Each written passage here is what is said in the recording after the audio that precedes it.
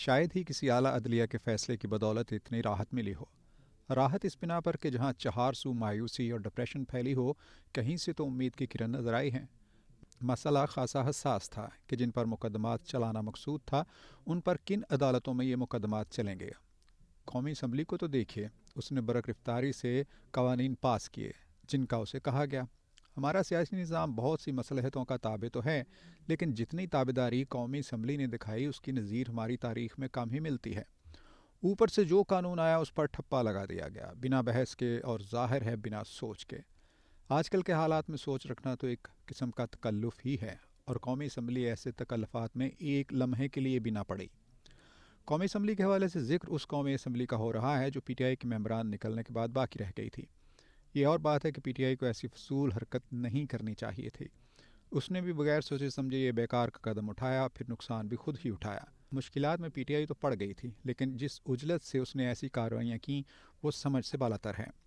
خیر، یہ الگ بحث ہے۔ بات تو یہ ہو رہی ہے کہ جو قومی اسمبلی پی ٹی آئی کے ممبران کے جانے کے بعد باقی رہ گئی، اس نے ماتحتی کا پورا حق ادا کیا، اور ماتحتی میں اس قانون کا پاس ہونا بھی شامل ہے جسے اب سپریم کورٹ کے ایک فل بینچ نے رد کیا ہے۔ یہ قانون ایک ترمیم کی شکل میں آیا، اور اس ترمیم کی روح سے عام شہریوں کے مقدمات پسند کی عدالتوں میں چلائے جا سکتے تھے۔ کھل کے بات ہم کر نہیں رہے، اور شاید اسی میں بہتری ہے، لیکن جب یہ من پسند ترمیم پاس ہوئی تو ہر طرف سے آوازیں اٹھیں کہ یہ کیا کر رہے ہو، جس مقصد کو پورا کرنا چاہتے ہو وہ آئین کے خلاف ہے۔ یعنی آئین کسی ایسے نرالے قانون کی گنجائش نہیں رکھتا۔ لیکن آج کے موسم میں کس نے ایسے اعتراضات پر کان دھرنا تھا؟ جنہوں نے آوازیں اٹھانی تھیں وہ بولتے رہے، اور جنہوں نے اپنا مقصد پورا کرنا تھا وہ اس پر بڑے اعتماد سے عمل درآمد کرتے رہے۔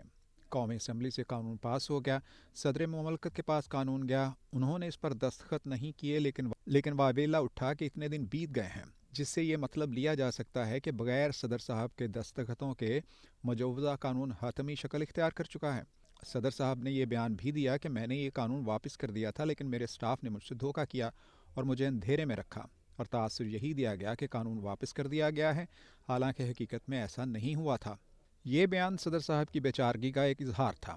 اس کے علاوہ وہ کرتے بھی کیا؟ صدر مملکت تو وہ اب تک ہیں، لیکن پر بھی کٹے ہوئے ہیں، ہاتھ پاؤں بھی بندھے ہوئے ہیں۔ کسی اور کے شکنجے میں نہیں تو کم از کم حالات کے شکنجے میں ضرور پھنسے ہیں۔ سپریم کورٹ بار ایسوسی ایشن کے صدر نے البتہ اس قانون کو چیلنج کر دیا۔ ریٹائرڈ جسٹس جواد ایس خواجہ کو داد دینی پڑتی ہے کہ انہوں نے بھی ایک پٹیشن سپریم کورٹ میں دائر کر دی۔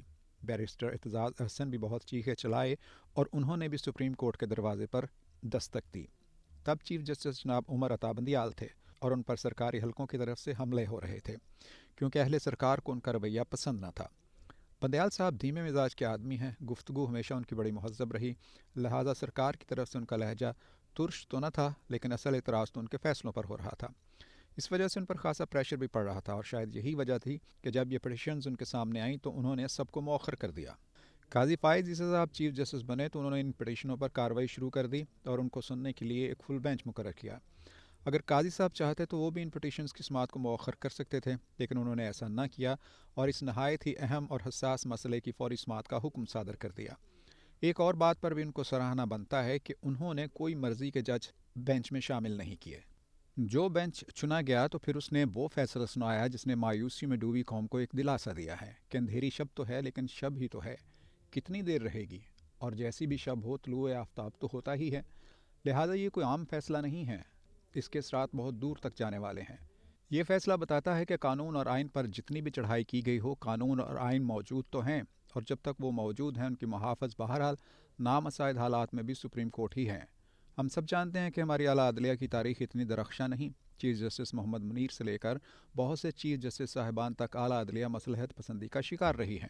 آئین پر حملے ہوتے رہے، جمہوریت پامال ہوتی رہی، اور ان اقدامات کے لیے اعلیٰ عدلیہ عذر تلاش کرتی رہی، اور ایسے عذر کہ وہ ہماری آئینی روایات کا حصہ بن گئے، اور بار بار کی پامالی کے بعد بھی وہی عذر جو پہلے تراشے گئے تھے انہی کا سہارا لیا جاتا رہا۔ نظریہ ضرورت انہی جوازوں کا ایک نام ہے۔ جمہوریت کھلونا بنتی رہی، اور اعلیٰ عدلیہ کی طرف سے نہایت خوبصورتی سے تراشے گئے جواز سامنے آتے رہے۔ ہم جیسے تو اب یہ بھی سوچ رہے تھے کہ پھر سے ایسا نہ ہو جائے۔ یہ کوئی ڈھکی چھپی بات تو نہیں کہ طاقت کا جھکاؤ ایک طرف ہے، سیاسی نظام پوری طرح سے مجروح ہو چکا ہے، اور مخصوص مکتب فکر کے سیاستدانوں نے اپنی بدنامی کرانے میں کوئی کسر اٹھا نہیں رکھی۔ وسوسے اگر تھے تو ان کا ایک بیک گراؤنڈ بھی تھا۔ آئین سے اتنی بار کھلواڑ ہوا ہے کہ اس بار بھی ہوتا تو کسی نے کیا کر لینا تھا۔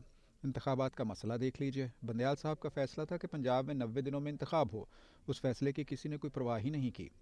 قومی اسمبلی اپنی میعاد پوری کر کے برخاست ہو چکی، لیکن آئین کے تحت نئے انتخابات کا کوئی واضح نشان نہیں، تو اس صورتحال میں مرضی کی عدالتوں کے بارے میں کچھ بھی فیصلہ ہو سکتا ہے۔